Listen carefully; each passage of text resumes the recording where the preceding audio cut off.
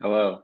What up? We're live. I'm just tweeting this. Hello, everybody in the Twitter world.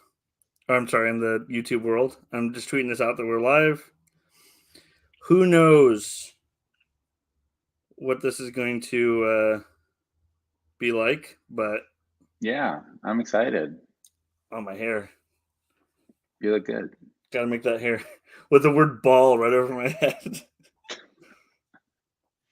Suits All you. right.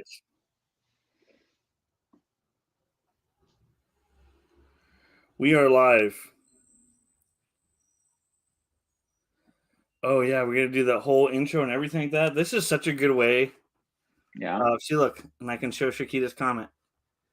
Oh, this thing's cool. I wish they had this 10 years ago. I know. I wish we just did this from the beginning because it's also so much more easy to. Let me put headphones on. Come on, man. You're gotta be very professional.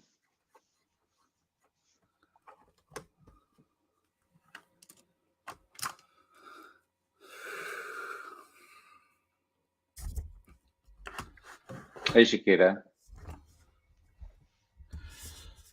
Welcome, Shakita. It's been a while.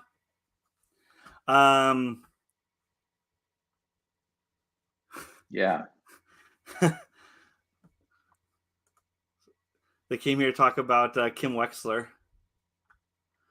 Okay, let me pull up the script. It's been a long time. You know, the last season of Better Call Saul that we did was at the beginning of Handy? Was the beginning of COVID. It had just Wow. like the first 4 episodes aired and then COVID hit. Oh man. And I was like, I'm shutting down the podcast. I'm not doing the podcast right now. And hey Shakita. Thank you for coming, by the way. You're our only viewer. Somebody popped in for a split second. But this is how we're going to do the episodes for this season, which should be more fun. And anyway, I was like, I shut down all the other podcasts, but I didn't shut down Better Call Saul. Well, because of me, clearly. So I'm glad you did. Well, I was just like overwhelmed by the whole thing. I remember I did an episode. It's still there where I said we're cranking the podcast off right now. Yeah. We thought movies were done and shit like that. It was such a scary time. Like it was. It was. And I guess what's over. Yeah. COVID's gone, if you ask. Yeah, it's over now. Yeah, it's over now. Not, but either way. All right. This thing's cool too because we can show videos. I don't know if you're going to put all this on the audio version. Probably it's not going to be on the audio version. Yeah, you get extra content coming to the live stream. Extra content coming to the live stream. Yeah. What was I going to say? Oh yeah, was the trailer released? Yes, it was. Oh. Yeah. So we'll say that for the audio. Did you didn't watch it, right? No, I didn't watch it. No. All right, sweet.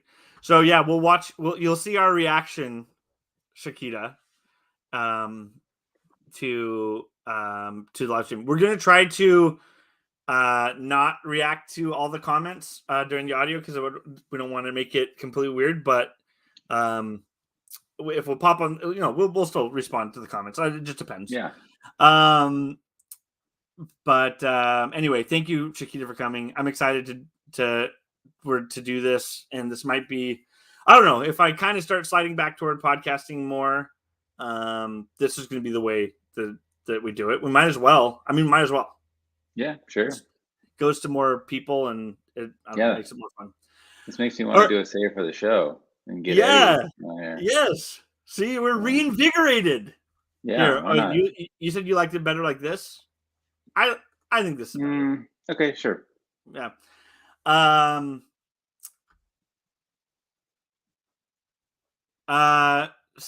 Interesting. Season 1 recap just from the season 6 trailer release is bad timing, I'd say. On the contrary, actually, it's perfect timing. Actually, perfect timing. Because we are going to react to that trailer, and then we're going to do. Dan doesn't remember shit.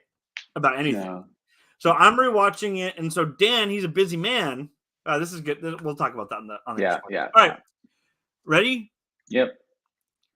Welcome to Better Talk Saul. I'm your host Dylan Shuck. Now I'm Dan Fields. In this podcast, we're going to be recapping the first season of the AMC original series Better Call Saul. You're listening to Better Talk Saul. In this podcast, we're not pretending that Breaking Bad doesn't exist, so tread lightly if you're concerned about that show's spoilers.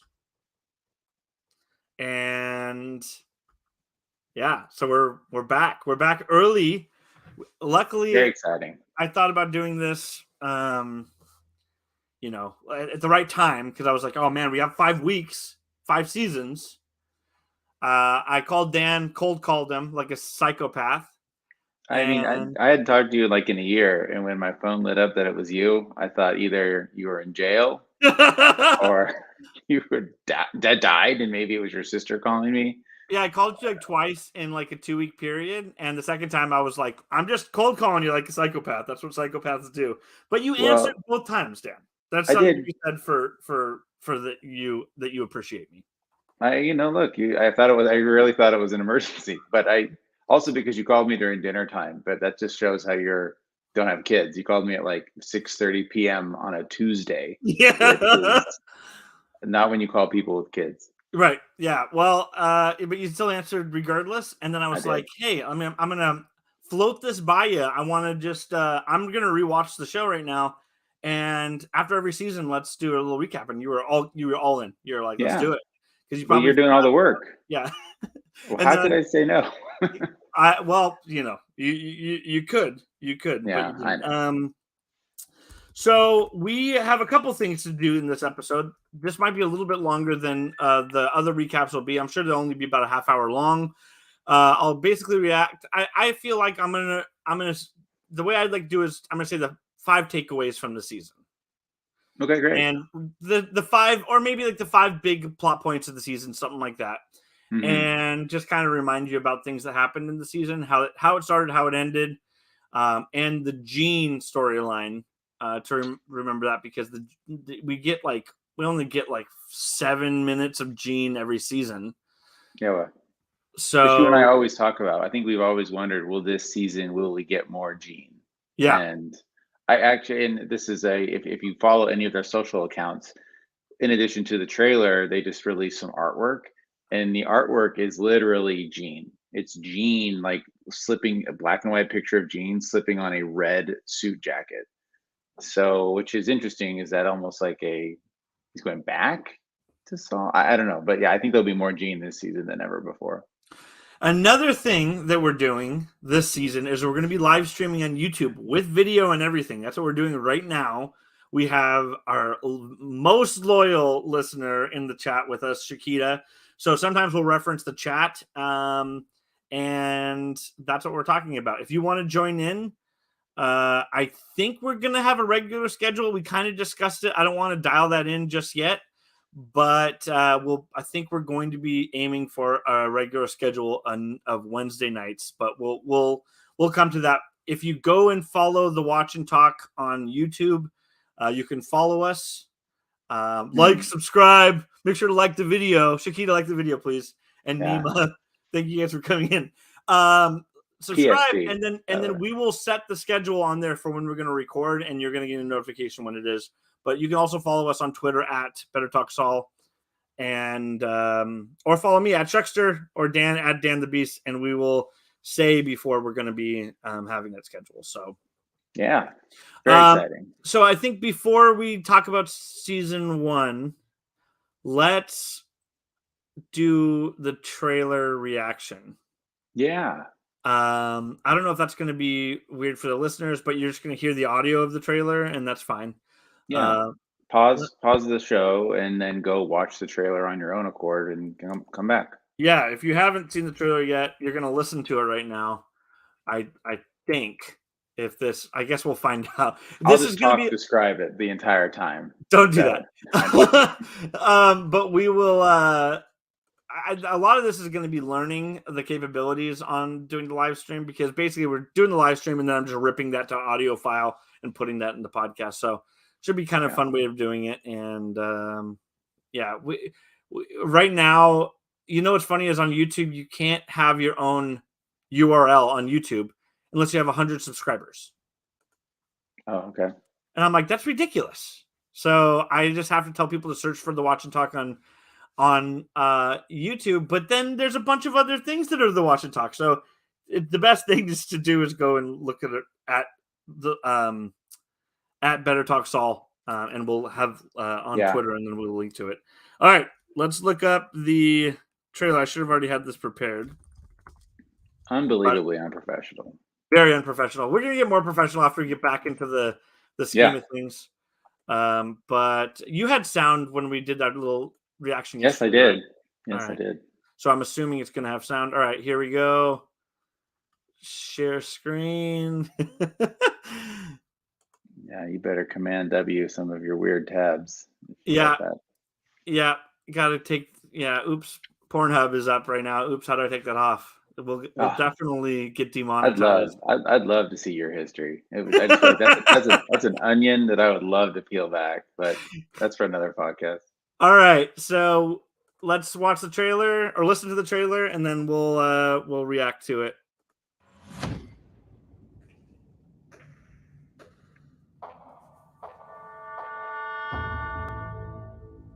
You ever feel like you're being followed?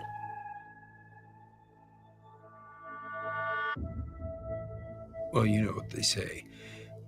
The wicked flee when no man pursueth. This is dark. Yeah. You think we're wicked?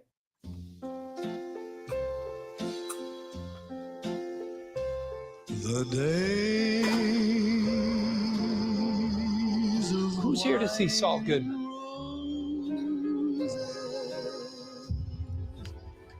Laugh and run away. You're the guy, right? What guy's that? Toward a closing door. Salamanca's guy.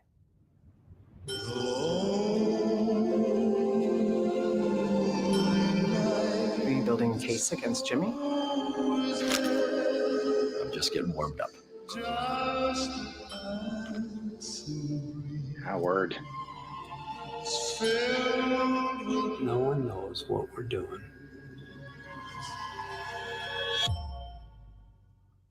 Except for us. The days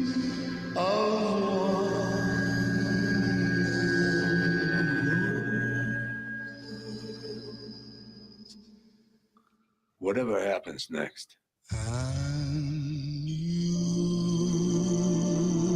It's not going to go down the way you think it is.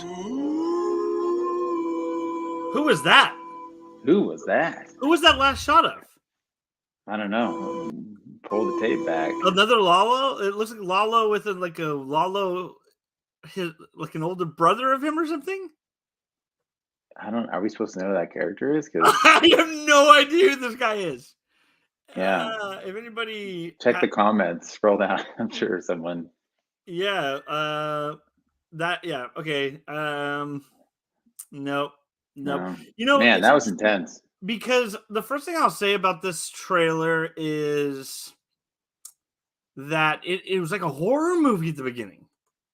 Oh, yeah. The pacing and all the sound too. And after rewatching Better Call Saul, wow. The first season, completely different tone. Oh, yeah. It's like almost lighthearted. The crimes are simple. The Kettlemans.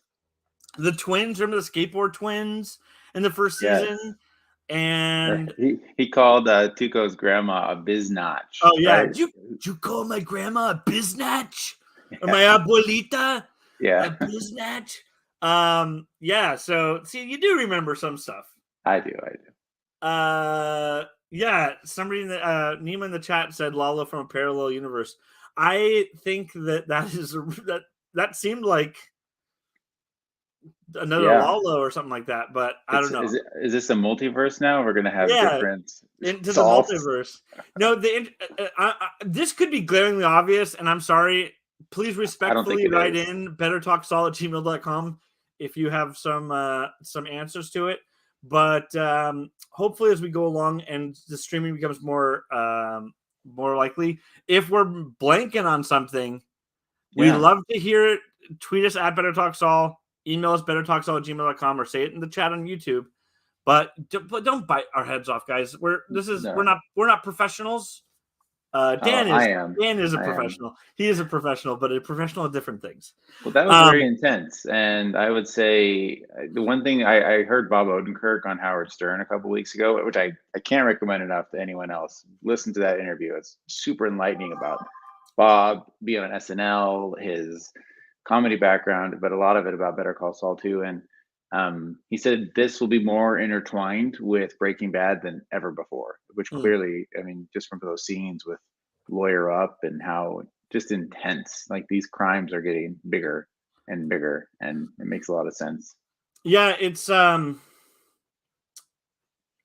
guess I haven't seen this video. You texted me and told me I should watch this. But I need to watch this. But we need to, like, remembering back to 6-9 months ago, Bob Odenkirk had a really scary situation when he had a heart attack, and we didn't know if he didn't just have a heart attack. He had what's considered the Widowmaker heart attack, which is, it's called that for a reason. They did CPR on him for 30 minutes. Like, he was shocked like 3 times. Listen to this interview on Howard Stern. It's incredible. Like, it sounded awful. Like the news reports at the time, we were all scared. We were like, he should have died. God. Yeah. He should have died. And he was saying how typically he's always out. Like, if he'd been in his trailer, he would have died. And he really does credit Ray Seahorn and Patrick Fabian, Kim and Howard, for saving his life, because he was out there with them and they took care of him, and there was a medic on scene. And yeah, it's a great interview. But yeah, he was very, very close to dying. Should have died. And was he unhealthy or something like that? That's the other thing. He wasn't. He was in incredible shape because he was filming Nobody, the action film that Bob Odenkirk did. So if he hadn't been in super good shape, and if he hadn't had all these people around him who knew CPR, he would have definitely died. But yeah, he's doing okay now. Well, I'm grateful for a multitude of reasons that he didn't die, because he seems like a really great guy. He seems just like Bryan Cranston, very humble in his fame. The best. Right. Yeah. And I don't want to say that it would have been terrible to not have the end of Better Call Saul, because I mean, yeah, it would have been, but obviously him dying would have been the worst part of that. But sometimes this kind of stuff happens. You never know you have a heart problem until you just peel over and die. So he's really lucky. I mean, I lost my father to a heart attack that just happened out of nowhere like that. So, oh man, he's really lucky that that's terrible warning, but he could just change his life completely and live a long life. I had a friend named Mike who had leukemia at like 19, and his leukemia, or his chemotherapy treatment, nuked his heart, and they didn't know. 10 years later, he had a heart attack, and he survived. He had a heart transplant. Wow. And survived, and he's doing well. He's doing all this amazing stuff. He biked across the country, all this kind of stuff, and he's like a complete inspiration. But yeah, that's crazy. And I'm glad your friend's okay. Let's move on. Yeah. Right. But anyway, there's I'm glad he's okay, and better talk Saul. Yes. All right. So season 1. And let's real quick too. Let's how long ago was this? Like 8 years ago? Like, when did this? 2014. Yeah. Wow. 8 years ago. Wrap your head around that too. And also remember, coming out of this show, it was a spinoff. Like, I don't think anyone had high expectations. I'm fully in the camp that I enjoy this show more than Breaking Bad, but I think at that time, none of us expected it to be good, and they probably didn't even know exactly where they were going to do it. Like, I'd like to think they didn't know how this was going to go. We expected it. But this good? I mean, I don't know. I expect it to be good in different ways. I expect it to be more like Breaking Bad, and I commend the first season when we were watching it. that they were willing to be patient to do table dressing. Yeah. Like they set up some really great characters in Kim Wexler and in Chuck McGill. Oh yeah, Chuck. My God. Like to go, and his story moves along really quickly, right? This whole first season is about the fall of their relationship. Mhm.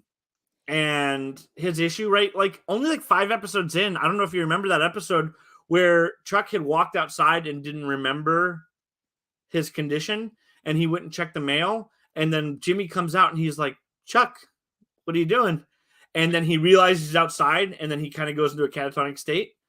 That was only like 5 episodes in. He was already they were already like, they weren't dragging their feet on his condition. They moved along pretty quickly from it, but still felt like a natural pace on it because he was already kind of, going into the law offices of Hammond McGill in the first season. And we get this reveal that in the first season that Howard is not as much of a douchebag as he appears to be, that he was being a loyal partner. Now Howard is still a douchebag. I mean, and that's the other thing about that trailer. Howard is making a case against Jimmy. Like, yeah, that editing, she could have been talking to anybody, but it did. I agree that the timing seemed was like it. Yeah. But the main things that we establish in the first season is Jimmy's relationship. Jimmy, yeah. We only knew Saul before, and they had to make Jimmy a likable character, and I think they succeeded in that very, very well. And I think a part of that is Kim Wexler. If we didn't have Kim Wexler in there, and they didn't do this will they, won't they with him and Kim had I know that rhymes, but they had a previous relationship before the show started, and I think it's for the better that we didn't deal with will they, won't they, Ross and Rachel between them. But they weren't in the middle of it at the beginning. And then when they actually did, they were romantic together, it didn't feel like finally, because we knew right off their first scene together, he comes out and she's smoking a cigarette. He goes and he takes the cigarette from her mouth. He takes his fingers right up to her lips, takes a cigarette and smokes it. And I think that was a really genius way of showing that they are comfortable intimately, because you don't put your finger up to people's lips if you don't know them. Yeah, I mean, the first time I saw you, I went up and caressed your lips with my fingers. But, we'd already known each other for years at that point. So that's kind of how very that worked. Intimate. Yeah, very intimate. But I actually found that really interesting, because knowing what we know of them now is really interesting to go back. Every time a new season started, I went back and rewatched all Better Call Saul. But this is a really interesting way too, because there was so much Kim in the last season. Yeah, there's a lot of Kim in a lot of the seasons, but I feel like there's a lot of times I watch a show and I'll be like, oh, they didn't know what they were going to do with this character in the beginning, and you see a character that's different at the beginning and then they were at the end. None of that happens here. They knew exactly where they were with Howard, exactly who they were with Chuck, and exactly who they were with Kim. And those 3 characters, especially, Howard is a memorable character, but he's not super fleshed out comparatively. Well, especially in the beginning, he's just kind of a dick, right? And then maybe towards the end of the seasons, he's got layers, but not in the beginning. And we're also completely forgetting, obviously, not even mentioning the other 2 main characters of the show, which is Nacho Varga and Mike Ehrmantraut. And, in general, I think the season is really good table dressing, but there was arguably one of the best episodes of the entire show was in the first season, which is 5-0, which is Mike's background episode to kind of show with his son. Still, that's if you don't go back and rewatch the show, which most people won't, go back and rewatch that episode. That episode fucks. Like, it is really, really good.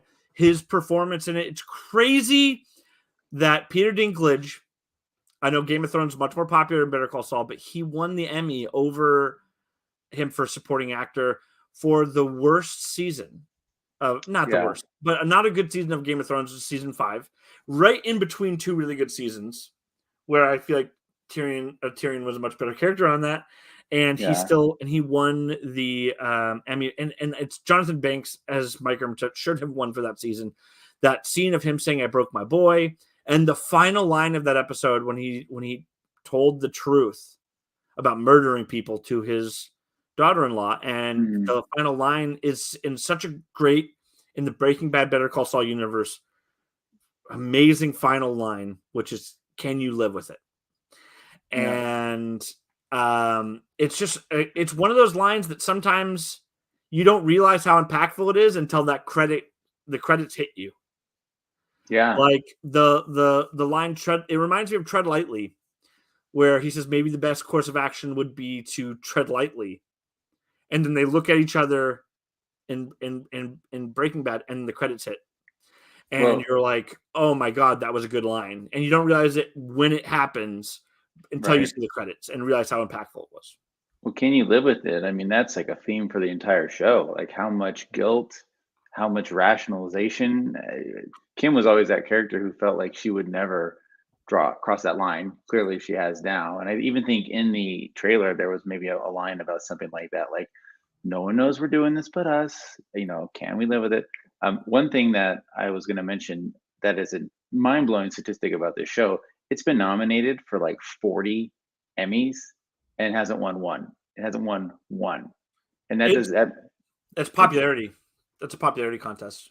Well, this season, I feel like it'll clean up. It'll do like what most shows do in their final season. I mean, the fact that Michael McKean didn't win anything is absolutely disgusting. Because remember how we thought of Michael McKean before this? I'll never look at him the same. And it's a kind of a role where you change the way you look at a person. Yeah. Oh, yeah. Michael McKean before is a Saturday Night Live guy to me. And honestly, his roles I remember him the best from is Airheads. Yeah, well, he did all those movies were not Airheads, the other music fake mockumentary. Spinal Tap. Yeah, that's where a lot of people mentioned him for Spinal Tap. Spinal Tap wasn't a part of my life, me neither. I maybe watched it once. I don't know. Should watch it again. But Nima in the chat said something about that something that finger at the cigarette shows so well is that movies and series show stories, and there's so many examples in the show where they're telling you something just by showing you something, right? Like show don't tell. We understand the relationship just by that little tiny gesture, and they did that pretty well. Nacho is not an interesting character at the beginning. He's not really much of a featured character in this. But I feel like I'm glad that they kind of went through the Chuck relationship and we dealt with Nacho later, because there's a lot more for Nacho later. He's really not an interesting character in the first season, so I don't have too much to talk about with him. But the Mike Provitch, I believe his name is, being the baseball card collector that. Oh, that guy. He's so funny. Yeah, he's so naturally funny. And he's so funny in the series. Like, he's dealing with a drug dealer and talking about cards.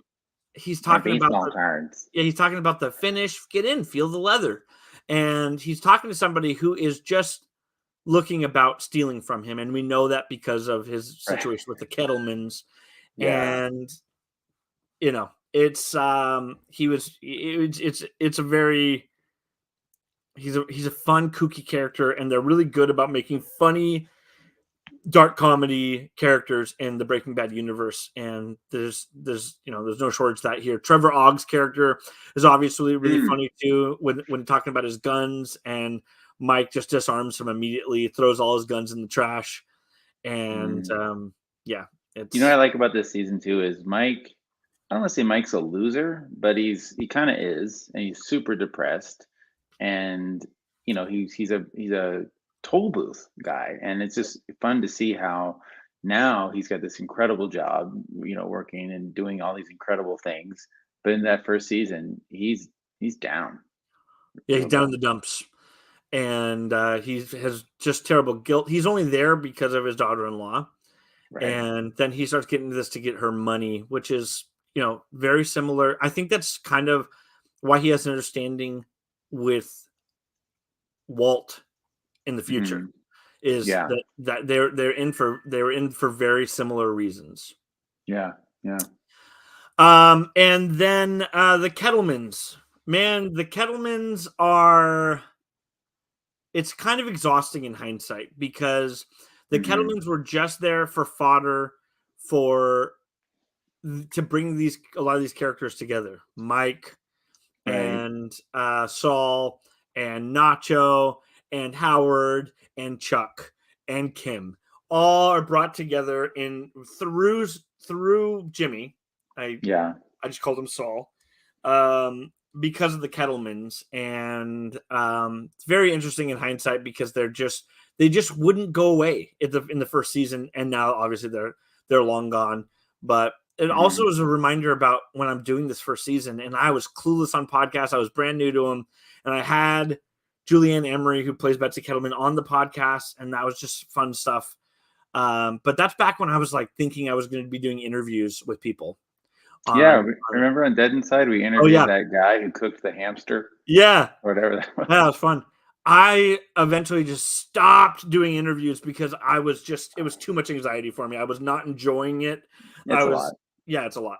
So anyway, Well, the one thing about the Kettlemans, which is funny too, is their crime is so white collar, so simple and dumb compared to like what's happening now, of course, with meth and drugs and killing and stuff like that. And I remember thinking Betsy was really pretty in the show. She was super hot. They're like short hair. That's all I shout remember about shout her. outs to her. Yeah. She also, it is very like Abbott and Costello, how they are in the show because whatever Mr. Kettleman's name is, the actor's name is Jeremy Sisto though, and he would go and she would interrupt and she would talk. And then he'd go, it was so Abbott and Costello. Like he would always just like very animated. She was the brains too, obviously. All his acting was nonverbal acting throughout until the final scene where he says it's time to give it up. We have to go. We have to stop this. Yeah. And she had to give it up. Yeah. So for that, She was the brains.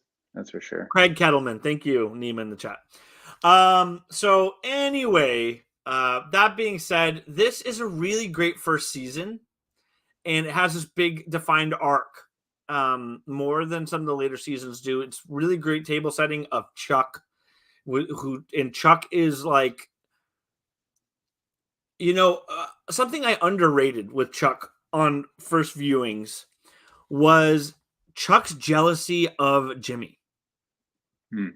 I always kind of thought of his disdain for Jimmy, but he has jealousy of the way that people perceive Jimmy, that he had to work 5 times as hard. Mm-hmm. Did you hear that? Did you hear a sound effect? Okay, sorry. He had to work 5 times as hard to achieve what he achieved. That Jimmy was able to work a quarter of as hard, and he was liked more. Yeah, that we get more of this in later seasons with with his mom, right, where she was going, Jimmy, this is in a later season. And he was like, no, it's me. And she basically was talking to Jimmy as she's passing away. And because that's Jimmy like was the moment when you're dying. Well, when you're dying, I think that's why the show's so good. It's stereotypically like, I'm on my deathbed. Who am I calling out for? That's like when you're drunk, people say, oh, when you're drunk, that's the real you. Well, I don't know about that, but if you're dying and the child you call out for, I mean, that's definitely how he took it. That's how Chuck took it. When really, it's like, really what happened was he had to get more attention because he had more issues. He had a lot more issues in life. Well, take it from me. I mean, like, I've got 2 sons, and one of my sons requires a lot more of my energy, and that could get resentful. Yeah. Oh, yeah. My other son could resent that. So that's what you could have a lot of therapy about it in the future. Oh, I'm sure we all will. This show's so good about male to male relationships too. Like when you were talking about Kim and Jimmy, like they don't have a great love story. Like none of the male to female characters in any of these, Better Call Saul, Breaking Bad, have like these deep love stories. but the way that they write these father son, brother to brother, just it's great to see, and they're always so touching and emotional, and yeah, it's anyhow. Yeah, are you talking about this show Better Talk Saul has male to male relationships? Because I'm feeling the vibes between us, my friend. It's nonstop, especially now that we get to look at each other's faces. Yeah, we've been recording for years, and right now looking at each other's faces while recording is very bizarre. But not for me. I mean, well, the one thing about the pandemic is, I mean, I'm on Zoom calls all goddamn day. So Yeah. the notion of being on camera now, I feel like I'm like pitching a business meeting right now too. It's weird. Anyhow. But yeah, it makes me think about like you're a parent, I'm not, but it's something that I understand as I've grown older and have explored my upbringing. And you realize that your parents, no matter what they do, your parents are going to fuck you up, right? Your parents are going to fuck you up. And I don't know about that, but well, in some ways you're going to like the way I'm saying it is that you could have the best of intentions for everything and think everything through, but there's going to be ripple effects that happen that you don't intend. You know, like for whatever the case may be, there's going to be ripple effects that you think that giving this positive reinforcement to your child has a negative ripple effect that you cannot foresee until down the line. Perhaps. And I think, no, definitely. Absolutely. I think you're oversimplifying it a little bit, but yeah. I'm just saying there's ripple effects. There's things that you're doing that will have a ripple effect that you don't even realize, that you're like, oh man, like, okay. Like, saying this person was a bad person to a child. It's not your fault. This person's a bad person, right? And then that child grows up, and maybe that child falls into some of the same patterns as that person did, and now they think that they're the bad person because their parents said that was a bad person. You know what I'm saying? Like that's just an example. That's human nature too. One time in high school, someone told me I had fat knees, which is a bizarre thing to tell anyone in my entire life. I can see your knees right now on the camera. That's how fat they are. But dude, one time, one kid told me that I had fat knees. And now for my entire life, I always look at my knees and I'm like, look at these fat knees. So, sounds like an episode of Save It for the Show right there. Yeah, sorry. But you're right. There's consequences to things. Right. And sure. What Breaking Bad and Better Call Saul does so well all the time is establish context. They establish context so well and so painstaking when we're realizing the motivations for Walter White. Nobody is confused on those, and nobody is confused on the relationship between Jimmy and Chuck. And I think it's so well done, and I'm so excited to explore it. Next week when we do season 2 as it gets deeper, and then ultimately in season 3, which is season 3 and season 4, I think are the things I'm looking forward to the most. We'll get to there when we get to it. I don't remember everything from season 5. That was a really weird time for everybody as COVID had just happened. And but yeah, we're here for this. We're gonna wrap this up, and we'll discuss season 2 at the end. But this begins with Gene. Also, like I said, we're gonna recap Gene. It just shows him. We see that he's actually in Nebraska. In a Cinnabon. I remember in Breaking Bad thinking that he was making a joke when he said that. He's like, I'm going to be, in Nebraska managing a Cinnabon. I always thought that he meant that as a joke, but no, he literally already had that plan. And there's a scene where somebody is walking up this shady looking fellow and he thinks he's going to get in trouble. And the guy is just greeting his girlfriend. So he is paranoid. I don't know. But I don't know who would be going after. In hindsight, looking back, after Breaking Bad, I've rewatched several times. Right, who is left to go after Saul? Who knows? Other than the FBI. But even the FBI, I don't think would care unless in this show or in this new season it shows us like he. But then again, this show ends and then Breaking Bad begins. So you're right. Like it doesn't make sense that we don't know that though. We might very well remember Breaking Bad kind of ended 2 episodes. The last 2 episodes of Breaking Bad were like a post-credit scene, basically. Not really, but like a time jump a year ahead and things that happened there, which is so unique. We could get that with this. We could have the final episode could be Gene. Yeah, I'm hoping you're right, and it's a full Gene, or maybe do you think Walter White and I think Jesse will be in the show at some point Could this be. season. Could be. You know what we also need to do is it would be cool for us also after all of this to do an episode of El Camino, Yeah, that was good.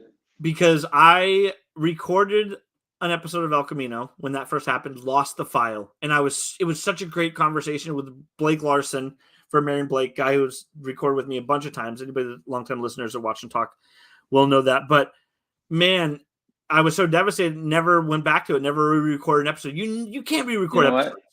That was probably the universe telling you shouldn't be doing Better Call Saul stuff Yeah, with that other was people. that's So that's Dan's getting jealous. Male to male sorry. relationships are getting explored in the Just show. kidding. But yeah, we'll probably do an episode of El Camino eventually. Now that it's been years since that happened, Yeah. so I can finally put out some content for that. But anyway, everybody that tuned in live, thank you for tuning in. Yeah. Dan, why don't you tell people they can follow you on the internet? You can follow me, you know what, at Dan the Beast, or if you're a TikTok person, I have a new dumb thing I do where I wrap up the food that I eat in weird tortillas and stuff. It's at What's in Dan's Wrap, if you're into that sort of thing. It sounds stupid, guys, but I'm a big fan. It is fun. Dan knows how to make things entertaining, and Dan stopped doing his podcast save for the show, but he can't help but still create some sort of content out there. I have to be a weirdo on the internet. What can I tell you? You have to do something, and I'm the same way. So it's since kind of stopping podcasting, I've missed it. So I'm excited. Yeah, well, I'm excited to be here. Yeah. And for me, you can follow me at Shuckster. That's SCHUCKSTEO. SCHUCKSTER. For the show, you can follow us at Better Talk Saul. Email us at bettertalksaul@gmail.com.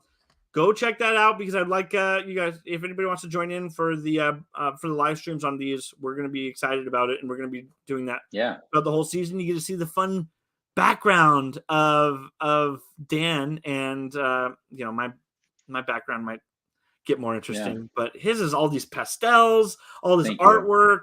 Mine is a Laker jersey, and a crappy old 1950s heater. So anyway, that's it. I'm Dylan Shuck. And I'm Dan Fields. And we'll see you next week.